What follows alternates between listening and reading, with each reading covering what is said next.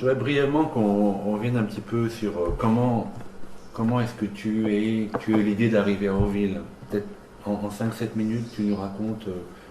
Par exemple, pour moi, c'était Jean-Marie Baron qui m'a parlé de la caravane qui partait pour Auroville, qui ne me disait rien. Et j'ai pris cette caravane parce que je voulais faire un tour du monde. Alors comment pour toi ça s'est passé? Ouais, c'était un peu comme ça. C'est un voisin un voisin de HLM. Là, j'habitais à HLM à Brest-Saint-Gervais. Et à l'époque, je faisais, grâce à lui, je faisais des petits films pour la Croix-Rouge. Je faisais le blessé, le mort, enfin un peu de la figuration, pour faire de l'argent. Ses parents étaient dans le théâtre. Lui, il faisait un peu de théâtre et était étudiant. Et donc, on était en contact avec ses parents qui connaissaient Mère Choumindo. Ah ouais. Ouais. Et un jour, ils m'ont donné un prospectus sur Auroville. Il y avait une ville en construction en Inde. Et ça t'a frappé tout de suite? Genre, ça te dit, ah, c'est pour moi ça, ou ouais, c'est intéressant ou... Non, parce que dans ce prospectus, il y avait une ville où il n'y avait pas d'armée, pas d'argent, tu vois, et déjà, ce que m'avait dit sur Auroville. Et ça m'a, je disais ça, quoi. Et j'étais déjà dans la mood de partir depuis très longtemps. Je voulais partir, à partir de l'âge de 14 ans, mais mon père m'a interdit de partir. Il m'a dit, tu attendras 21 ans. Et ça, quand j'ai eu mère, j'avais 20 ans, 19 ans, 20 ans. Et donc ça a été le déclic, ça? C'était le déclic, parce que je voulais partir faire, je préparais un livre de photos pour un pressbook, pour trouver une place dans un journal de photographe. Mais tu étais déjà photographe à l'époque? J'apprenais la photographie, je prenais des cours à l'école de Vaugirard, donc j'apprenais les cours du soir, j'apprenais la photographie. Donc je me rappelle que tu avais un Nikromat à l'époque. Ouais, c'est ce que je voulais faire. Et je voulais partir à l'époque en Afrique. Et quand j'ai vu ça, je dis c'est ce qui m'a. C'est ça, c'est la vie, c'est terminé. Il y a eu deux choses, donc il y a eu ça. Mais avant ça, il y a eu avant je sache qu'il me parle de mère qui me passe. J'étais à Saint-Michel, j'attendais ma copine, quoi. Donc j'étais en train de boire ma bière, fumer ma clope à la fontaine Saint-Michel, où il y a un café. Et là, j'ai entendu une voix. J'ai entendu une voix qui m'a dit, Gérard, dans 1 an, tu seras parti. Et c'était très fort, parce que... Extraordinaire, ça. Je ne sais pas si c'était extraordinaire, mais c'était comme ça, quoi. Et je regarde autour, je dis, qu'est-ce qui m'a fait comme... D'où vient cette voix? C'était très... Puis après, j'ai oublié, quoi, j'ai eu ma copine, etc. Et ça est revenu après, quelques mois après, j'ai eu ce... Et à partir de là, tout s'est fait, quoi. Tout s'est mis en place tout seul, quoi. J'ai rencontré qui? Après de là, je pense que je me suis retrouvé à l'association, où il y a bon papier, quoi, comment on part, et puis tout s'est mis en place, quoi. Tout. Moi qui n'étais jamais sorti de la France, je n'avais pas de passeport, je n'avais rien, je sais pas. C'était difficile et j'étais porté. Et je me suis retrouvé dans cette caravane, quoi. Avec moi. Et alors, dans cette caravane, tu entends parler de Mère Choumindo, tu lis un petit peu. Oui, j'ai lu L'Aventure de la conscience pendant la caravane, parce que je ne connaissais rien, j'avais rien lu. Et j'ai dit toujours, je partais 1 an en Inde, dans ce projet, faire des photos, puis ensuite rentrer en France, quoi. Je ne voulais pas rester. Et alors, quel a été le deuxième déclic? Alors, le deuxième déclic, toujours, c'était Mère. C'est quand j'ai rencontré Mère, le 14 octobre 69. Donc rapidement, on est arrivé, quoi, le 4. Le 4, on est arrivé, ok. Ouais. Donc 10 jours après, tu rencontrais Mère. Ouais. Alors, raconte. La Mère, c'est quand on m'a dit, vous voir Mère, je n'étais pas très chaud, parce que d'abord, je ne connaissais pas Mère du tout. J'avais lu, si tu veux, mais je ne comprenais pas bien ce qui se passait quand même. C'est difficile à comprendre ou à cerner. Toutes ces Mais photos, on ne sert jamais de toute façon en plus. Alors, donc j'ai du mal à cerner. Quand on m'a dit, mais je fais non, je ne connais pas, c'est une vieille dame, je ne vais pas l'embêter, qu'est-ce que je vais dire, tu sais, j'étais. Qu'est-ce que je vais faire, quoi, qu'est-ce que je vais dire, on a insisté. Qui a insisté? Je sais pas, je crois que c'était Christophe d'ailleurs qui était là. Je pense que c'est Christophe. Notre gourou à tous, Christophe. Ouais, pas gourou, mais il connaissait lui déjà. Frère, il connaissait. Christophe, nous on connaissait pas, lui connaissait. Ouais. Moi je connaissais pas, lui connaissait déjà. Quand on fera l'interview, tu viendras avec lui. Ouais, il connaissait et bon, et je l'aimais beaucoup, donc j'ai dit ok, j'ai une confiance en lui, quoi, enfin la confiance. Et là j'ai rencontré Mère. Donc tu étais quoi? Tu étais avec Pourna, tu étais avec Nathan, qui t'a accompagné? Non, j'étais tout seul. Hein, je crois qu'il y avait Pourna qui était, c'était Pourna, mais je me souviens pas de Pourna. Moi, je me souviens de Mère. Mais raconte un peu. Tu as attendu longtemps. Je sais pas. Je te rappelle plus. J'ai attendu. Tu sais, c'était une espèce d'état aussi quand tu étais, t'attendais Mère, t'étais déjà. Mais tu t'attendais à rien, donc. Tu t'attendais à rien. Tu as déjà une première expérience. Hein, tu as déjà une première expérience en l'attendant. Pendant que j'attendais, non, j'attendais, mais j'attendais. Bon, tu sais, il y a quand même. Je sais pas comment dire. T'es dans un endroit spécial, tu vois des gens spéciaux tout autour. C'est une atmosphère très spéciale avant de connaître. Et puis moi, ce que je me souviens, c'est quand je rentre dans la chambre de Mère, et je la vois de profil. Donc le profil, elle était vraiment, je vois une vieille dame avec le très. Encore. Très voûté. Très voûté. Et ça m'a fait drôle, quand je dis voilà. Et je suis passé devant, et là, je me suis trouvé en face d'elle. Face de Mère. Tout seul. Ouais. Voilà, je suis tout seul, oui. Ouais. Et là, c'était un choc, quoi. C'était.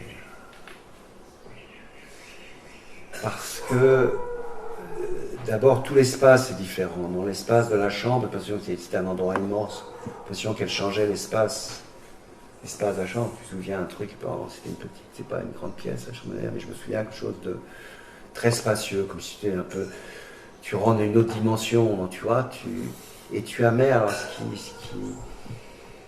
qui m'a premièrement frappé, c'est la présence de Mère.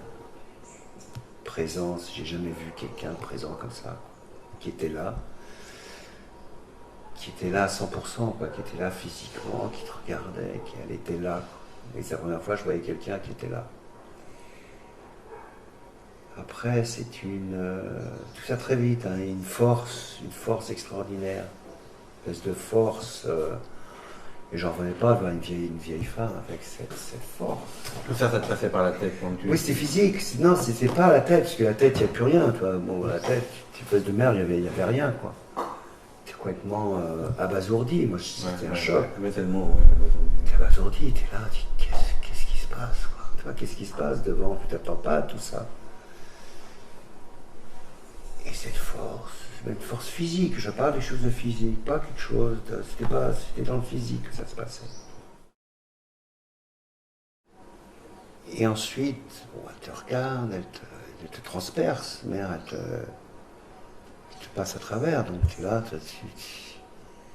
tu comprends pas ce qui se passe, mais c'est quelque chose tu sens que c'est quelque chose d'extraordinaire. Alors quand elle te retraverse, quand elle te regarde sérieusement, agréable, c'est pas moins agréable, parce que tu sens qu'elle te... C'est vrai que c'est un... Et puis après, elle sourit. Et quand elle sourit, c'est l'amour, quoi. C'est tellement... C'est la première fois qu'on t'aime et qu'on t'aimera jamais comme ça. Ouais. C'est vraiment une grâce. C'est plus puissant. C'est une grâce, c'est... l'impression que tu attendais ça depuis tellement longtemps, et puis que puis c'est pour l'éternité, quoi, tu seras toujours avec elle. C'est comme si c'était passé quelque chose là. Ça a duré combien de temps? Je suis un peu, c'était assez long, hein, quand même. On m'a pas poussé, ça a resté longtemps. Et la prière que j'avais, c'est à ma face de Mère, la seule chose qui m'est sortie, c'est d'aller là où tu es, quoi. Je voulais, c'est là que je veux aller, c'est ça que je veux faire. Je sais pas comment tu fais, comment j'arriverai, mais je veux aller là là où il était, quoi. Ça, c'était ma prière spontanée, sans savoir qu'est-ce que ça voulait dire, hein, d'aller là où elle était, mais c'était tellement extraordinaire, quoi, physiquement, c'était quelque chose de... Et ça a été une réponse à tout ce que je cherchais, tout ce que j'étais, mais je reviens depuis très très longtemps. Elle a été la réponse là, spontanée de ce que je cherchais. Ça a été, j'ai trouvé le sens. Et donc Le sens. elle te sourit et tu sors de là et qu'est-ce qui se passe dans ta tête? Quel est un peu l'après-choc L'après-choc de cette rencontre, c'est... bon, tu es très choqué, hein, tu es complètement bouleversé, que tu sens qu'il s'est passé quelque chose que tu n'arrives pas encore à analyser, mais quelque chose d'essentiel, quoi, de quelque chose de tellement vieux, de tellement loin. Et là, j'ai décidé de rester parce que j'étais arrivé là où je veux arriver, quoi. C'est là que je veux être. Et c'est toujours la même prière, c'est là que je veux être avec elle. Avec Shurbindo, parce qu'ils sont inséparables.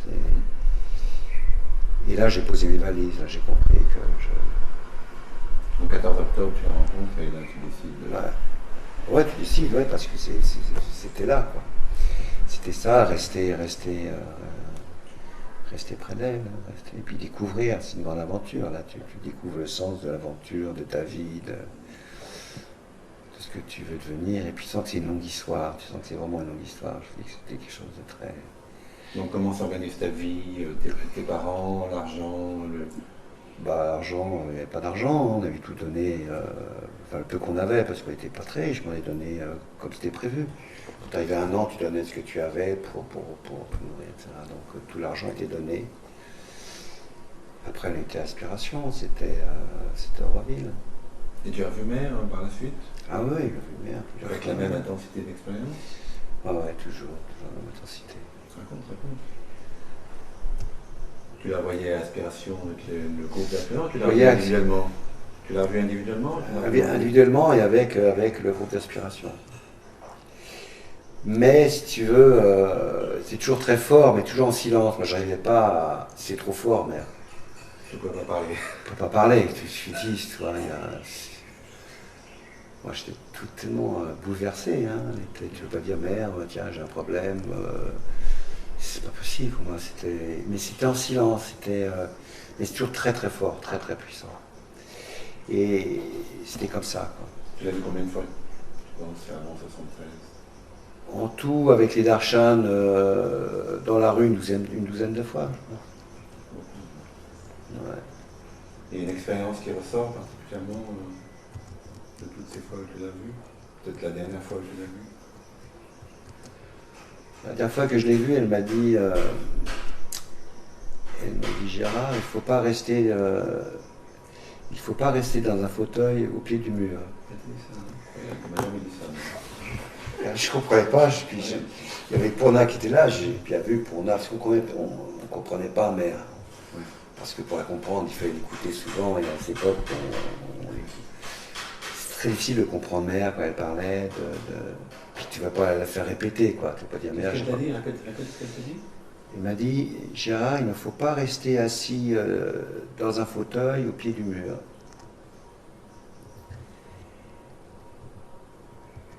Il ne fallait pas que je reste assis, non. Je sais pas. On m'a vu comme ça, assis, un fauteuil au pied du mur. Et tu n'étais pas assis, quand tu l'as vu, tu n'étais pas assis, tu étais à genoux, tu étais dans... Oui, à genoux, mais c'était pas. Je pense pas que c'était à ce moment-là, c'était mon état de. Est-ce que c'est comme il fallait que je passe, quoi, tu vois, que je ne devais pas rester. C'est comme si elle me trouvait un peu. Tout un peu beaucoup pas actif vis-à-vis de ça. Elle te connaissait déjà, pour t'appeler Gérard, elle te connaissait déjà, elle savait qui tu étais. Ouais, elle me connaissait, elle était présentée et tout. Bon, et ça, c'était très fort. Après, je suis resté. Mais c'était toujours un choc physique. Moi, je sentais quelque chose de très physique. Pas physique et intérieur, mais c'est très physique. Mère, c'est quelqu'un de tellement physique. Quand elle est partie, tu étais là le 17 Ouais. novembre, Ouais. tu es venu le matin. Ouais. Alors, qu'est-ce qui s'est passé dans ta tête? Tu t'y attendais? Non, personne s'y attendait. Tout le monde, elle était immortelle, il allait se passer quelque chose, mais pas ça, quoi, pas la mort. La mort, c'était... elle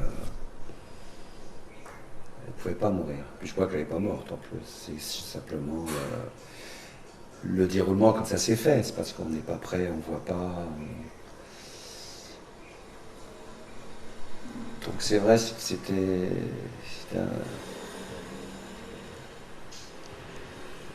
un choc. Mais en même temps, on travaillait sur le matrimondier, on construisait le matrimondier, si tu veux. Donc il y avait, enfin pour moi, ça continuait. Je ne l'ai pas senti, parce que le matrimondier était tellement lié à elle, et puis elle avait une telle force, si tu veux, c'est que je sentais que ça continuait. Physiquement aussi, pas seulement le matrimondier, elle avait commencé, donc elle était partie, mais bon, ça continuait vraiment, elle était toujours là, quoi. Autrement, on serait parti, quoi, on ne va pas rester. Tu n'as jamais pensé à partir?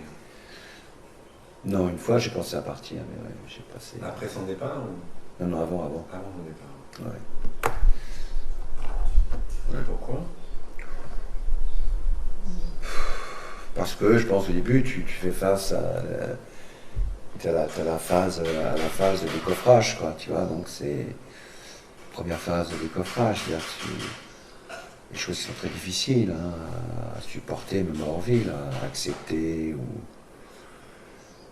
par moment, t'as envie de partir, quoi, t'as envie de voyager, t'as envie de prendre l'air, comme on dit, non?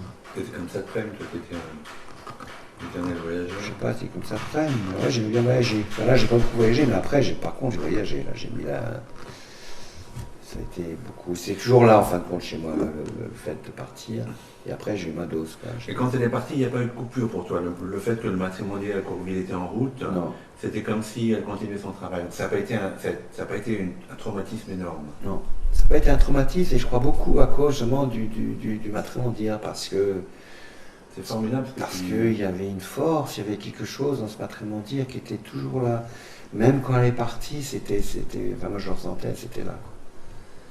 On était sur un bateau, on était sur un voyage, je m'attendais. Moi, j'ai l'impression de travailler de ça avec les pipes, les finins, j'ai l'impression d'être sur un immense bateau qui bougeait. Et j'ai pas besoin de bouger quand j'étais sur le matrimonial, sur le voyager. Et c'était un voyage avec elle, c'est quelque chose qui allait quelque part. Donc il n'y a pas eu, je l'ai pas senti comme une coupure, comme une... Tu sens sa présence aujourd'hui, sous quelle forme, de quelle manière? Il y a beaucoup de gens qui nous... Lorsqu'elle était là physiquement, il y a beaucoup de gens qui sentaient une présence très personnalisée, alors que quand elle est partie, ça a été quand même beaucoup, enfin pour moi, beaucoup plus impersonnel, sa présence, que celle qu'on a connue en la voyant, en sachant qu'elle était là, en l'entendant en haut de sa chambre quand on était au samedi. Est-ce que tu as continué à sentir une présence personnalisée? Ah oui. Si tu veux, quand elle était là, en 69 et 73, enfin moi je n'osais pas trop la voir, tu vois, ou demander à la voir. Parce que je sentais que d'aller la voir, bon c'était... Mais que la meilleure chose que je pouvais faire pendant cette période-là, c'était travailler sur notre mondial. Plutôt qu'aller la voir à demander, parce que je savais qu'elle voyait des centaines de gens par jour. Et je ne sentais pas que c'était indispensable pour... Tu comprends ce que je veux dire? Je sais pas comment dire. J'avais plus ce contact à travers le matrimonial avec mère. Ouais, c'est unique, c'est formidable. C'était, je sais pas si c'est, mais c'était comme ça, quoi. Et aujourd'hui c'est pareil. Aujourd'hui je sens. Donc il n'y a pas eu cette coupure. Et maintenant je sens presque sa présence même de plus en plus présente, quoi, de plus en plus forte. Malgré tout ce qui se passe à Orville, tous les problèmes, enfin, des sacrés problèmes, des trucs, tu vois. Je trouve ça, enfin je sens sa présence de plus. Orville aujourd'hui par rapport à l'Orville qu'on a connu au début des années 70, quand on pensait que tout était possible et que tout allait être fait rapidement, quelle est la différence avec l'Orville d'aujourd'hui? La différence, je pense que c'est...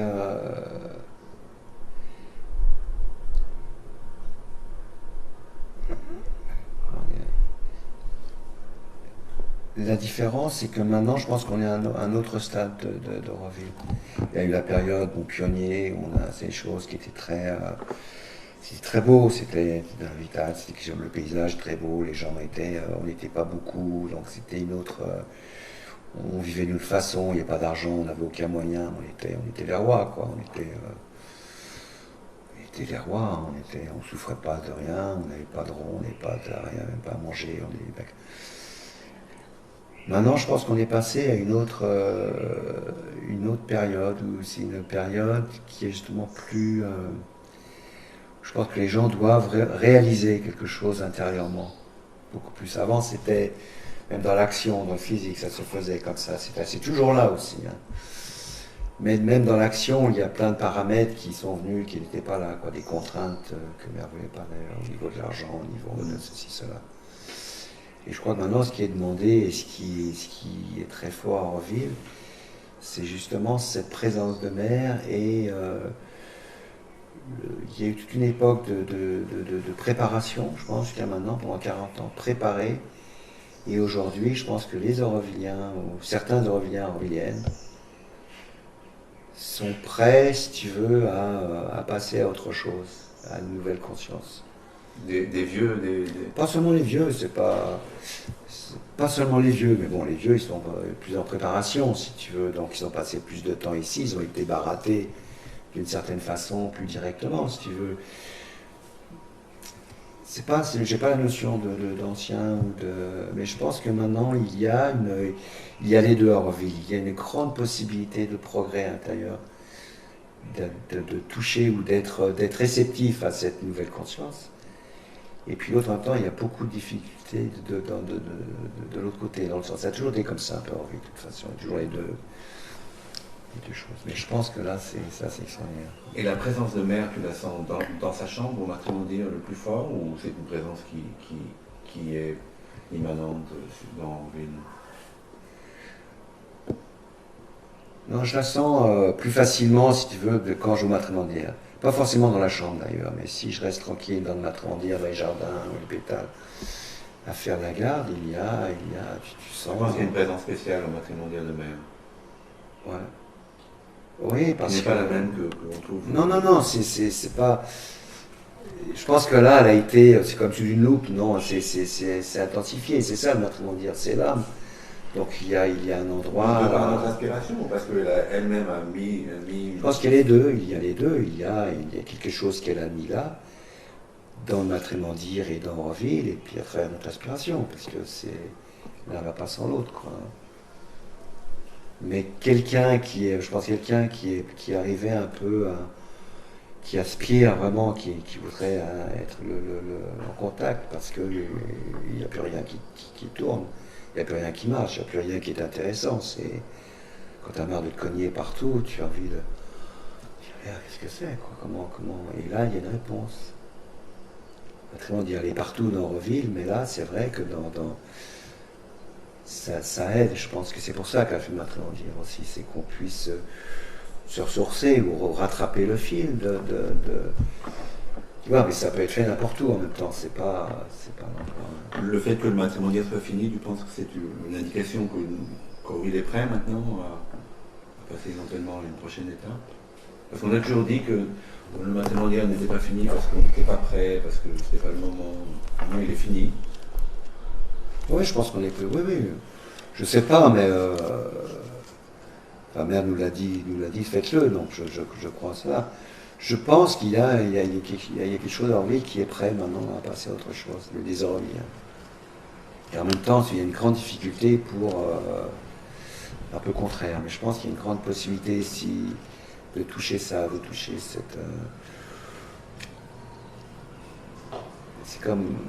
Cette nouvelle conscience, elle est là, mais elle explique au sens c'est que j'ai une idée là-dessus. Cette nouvelle conscience est là pour tout le monde, pour tous les êtres, de la même façon.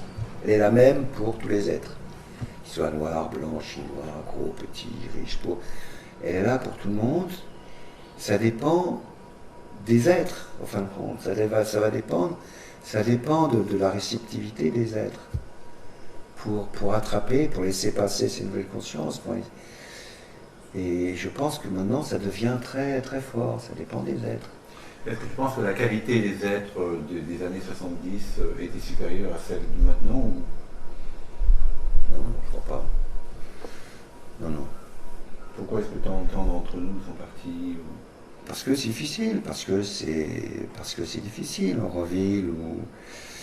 Je crois qu'il faut arriver au point où ce qui devient clair, enfin, à mes yeux, c'est vraiment d'arriver, comme le dit Mère, c'est d'arriver à une sorte d'annulation de soi-même. Et ça, c'est pas évident, parce que annuler ton ambition, tes désirs, tes sentiments, je veux ceci, je veux cela, et tu t'aperçois qu'il faut tout lâcher, quoi. Autrement, tu t'accroches toujours à une petite histoire qui est souvent mentale, donc ça fait toujours... Et je pense qu'on est arrivé, qu'on le veuille ou non, à la limite c'est presque de tout annuler pour se trouver en état de réception de ça, quoi. Autrement, autrement c'est difficile. Donc je pense que c'est pas évident, c'est pas facile. Et en même temps c'est merveilleux parce que quand tu touches un peu, tu perçois qu'il n'y a que ça qui est joyeux, quoi. Donc de garder ton enthousiasme et intact, cet enthousiasme que tu avais quand tu es arrivé, quand tu rencontrais Mère, quand tu pensais que tout était possible, donc tu l'as préservé aujourd'hui. Et le Maître Grandir a été pour toi la chose qui t'a porté le plus important. Est-ce que tu as rencontré cette après-midi avant ou après avoir vu Mère? Avec Serge, on a fait ce projet des gens qui ont rencontré cette après-midi, mais c'était, tu vois, et à mon avis, ce qui manquait, c'est qu'il n'y a pas d'image. Et je crois que dans 50 ans, les gens, ils ont besoin de voir la tête de Gérard, la tête de Racal, la tête de François et de quoi il avait l'air. Et donc, est-ce que tu pourrais dire quelques mots sur cette première rencontre avec cette après-midi? Comment est-ce que tu l'as rencontré? Qu'est-ce que tu as ressenti? Pour moi, ça a été très fort. Le parallèle entre ma rencontre avec Mère et cette après-midi, ça a été justement quelque part un parallèle. Ça a été un parallèle, ça a été quelque chose qui se complétait. Comment est-ce que tu as rencontré cette après-midi la première fois? J'ai rencontré cette après-midi après Mère. Comment j'ai dû les voir sur la plage parce qu'il se promenait, donc j'avais lu ses livres et puis on lisait beaucoup les notes sur le chemin qu'il écrivait de l'ashram, le bulletin de l'ashram. Le bulletin de l'ashram. Le bulletin de l'ashram, et c'était du coup. Et la seule chose qui me parlait, c'est les notes sur le chemin. Le reste, Shurbindo et tout, c'est bien, mais ça ne me parlait pas, quoi. Ce qui me parlait, c'était ça. Après, j'ai découvert Shurbindo, mais ça, c'était très fort. Mais je ne connaissais pas ça après, pourquoi vraiment, j'étais... C'est quelle année, ça, quand tu étais le voir dans cette après-midi? Non, j'ai dû le voir en 69, je pense, après Mère, mais après octobre. Je ne me souviens pas, j'ai vu plusieurs fois. Là, il s'est passé quelque chose avec lui qui était... Quelqu'un t'a amené, comment ça s'est passé? Je sais pas, je crois que c'est Krishna qui m'avait dit, tu sais, Krishna allait le voir souvent. Pas qu'on parle de Krishna, aussi. Ouais. On parlait d'une interview post-mortem, les gens qui l'ont connu, qui l'ont aimé. Non? Ouais. Alors, c'est Krishna qui t'a amené voir ça après? Oui, Krishna, on avait parlé de ça après, je me souviens plus, j'ai pas beaucoup gardé les mots de ça, je me souviens de ce qui s'est passé avec ça après. Alors? Donc il était assis là sur son... Ouais, il était assis sur son parapet. parapet. Il regardait la mer. Une chose très forte, une expérience qui était très forte pour moi parce que c'est toujours présent. C'est toujours présent et c'est un peu comme un... Tu peux le dire, hein, c'est informel. Hein. Oui, vas-y, qu'est-ce que c'est quoi? Non, je ne vais pas couper. Non, mais on voudrait t'avoir un petit peu après. Je veux Tu dises quelques mots, Oui, bien sûr. l'importance de... Non, mais c'est sérieusement. C'est bon, c'est formidable cette première interview. Je ne sais pas ce que Raquel en pense, mais c'est exactement ce qu'on voulait. Ouais, c'est exactement ce que j'avais dans ma tête. Non, mais pas légère. Non, mais c'est pas une question de... Parce qu'il est en train de remettre un bidding, puis il l'a coupé en deux, c'est très laid. Ça qui en met un peu. Qui en met un... Et donc, une fois, alors ce qui me l'a resté, et ce qui est toujours présent même aujourd'hui, parce que ça a été pour moi aussi c'est un point de référence. Donc, j'étais assis avec lui, et là, quelque chose comme avec mère, parce que quand tu es avec mère, tu sentais ça. Quelque chose avec mère, quelque chose de très fort, quelque chose qui poussait, une force, non, même on ne connaissait pas, quoi. Et là, je me tourne vers Safrène, qui était aussi très concentré. Je dis, mais qu'est-ce qui se passe, quoi? Donc tu t'es assis sur le parapet avec lui. À côté de lui, ouais. On regardait la mer et je dis, mais je dis à Safrène, qu'est-ce qui se passe? Qu'est-ce que c'est, quoi? Parce que c'est quelque chose de très fort. Et il me regarde, il me dit, ça, c'est le monde nouveau. C'est le monde nouveau, c'est tout. Ça, c'est le monde nouveau. Et c'est une vibration qu'on reconnaît, toi, quoi, très spécifique. Et donc, voilà. Tu l'as vu souvent, cette plage? Donc c'était oui, assez souvent. Pas trop souvent, parce que j'étais toujours très bon dire, mais j'aimais pas trop embêter les... À l'époque, il n'y avait pas tellement de gens. Pas tellement de gens, mais il y a quand même des gens qui allaient voir. Donc là, il m'a aidé aussi quand j'avais des problèmes avec André Morisset, qui voulait me virer d'Auraville. Ah oui, je voulais me virer d'Auraville parce que au moment j'avais fumé, j'étais parti au Katmandou et tout. J'ai eu mon époque, puis je suis revenu parce que c'était pas ça, quoi. Je vais partir au Canada. Et je suis reparti au Canada. Une fois arrivé à Katmandou, j'ai dit je rejoins ma mère. Ouais, je me rappelle, t'es revenu, t'as habité sur la plage? T'as pas habité sur la plage? Non, j'ai failli habiter sur la plage. Ma mère n'a pas voulu. Ma mère ne voulait pas. Ma mère m'a dit si tu vas sur la plage, tu ne pourras pas rentrer en revue. Donc elle m'a dit. Mais elle t'a quand même suivi. Hein, ah ouais, mais j'étais suivi. Ouais. Ah, oui. Et Safrène m'a dit, donc j'étais vraiment dans le caniveau, quoi. Tu sais, ça arrive à la limite, c'est dans le caniveau. C'était une fois, j'étais une fois comme ça aussi. C'est dans le caniveau, t'as plus rien, quoi. T'es cassé, t'as plus rien, plus de fric, tu sais plus où aller, t'es gêné partout. Là, il m'a dit, va voir mère parce que. Voilà, puis après. Donc tu as beaucoup de chance, la mère t'a suivi, ta prenne t'a suivi. Sûr, elle a de la chance. Ah bah, je ne sais pas si tout le monde a eu cette chance-là quand même.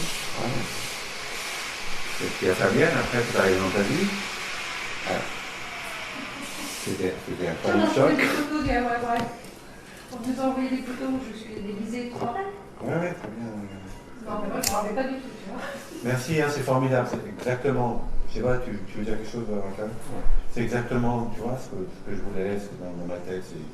Et ces émotions-là, ces mots-là, dans 50 ans, les gens, c'est un cadeau qu'on fait. Parce que les gens vont dire, ah, je sais pas, faut que je réfléchisse. Mais en fait, c'est un cadeau qu'on fait aux générations futures.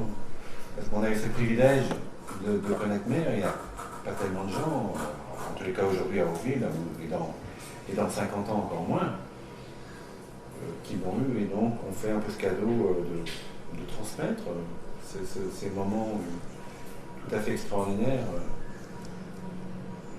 qu'on a eus. Moi, ça me bouleverse. Ouais, c'est bouleversant, mais c'est vrai que c'est ça, quoi. C'est la substance de revivre, c'est la substance du futur, c'est cette action de mère Chobindo, quoi. Et là, tu sens que ça continue malgré toi, parce que nous, on est un peu étanche, c'est vrai, mais ça continue, ça. C'est là, quoi, de plus en plus fort. Je pense qu'on va avoir des grosses surprises, parce que et c'est tellement doux, c'est tellement. On se connaît partout autrement sans elle. Et là, c'est seul. Tu rentres dans quelque chose qui est. Tu vis, quoi. Mais il faut vraiment s'annuler, il faut laisser beaucoup de choses. Il faut vraiment tout laisser, quoi. Il faut remplacer tout ça par ça, quoi. Parce que sinon, c'est un remplacement. Au début, comme on n'a pas le. Tu sais, quand elle parlait aussi en 67, elle dit même la réalité, il faut la. Notre réalité, ce qu'on entend en réalité, il faut laisser, quoi. Il faut la dépasser. Il faut qu'elle soit remplacée, cette réalité, par autre chose. La réalité, elle par une vibration d'amour. Il faut que ça soit. Il faut l'oublier, cette réalité. Il faut qu'elle. Et ça, bon, tu le lis, tu regardes, mais après, quand tu essaies vraiment de le sortir, tu te dis, attends, qu'est-ce qu'elle nous demande, merde, tout ce qui est réel, le laisser, quoi. Tu vois, tu vois la préparation, quand même. Il faut une sacrée préparation, autrement tu peux devenir fou, quoi. Tu vois, si il y a une préparation physique aussi, ça, tu vois, une préparation mentale, tu vois, à tous les niveaux, pour laisser... c'est extraordinaire, quoi. Vous prêt à devenir idiot? Tu dis quelques mots, Fabienne?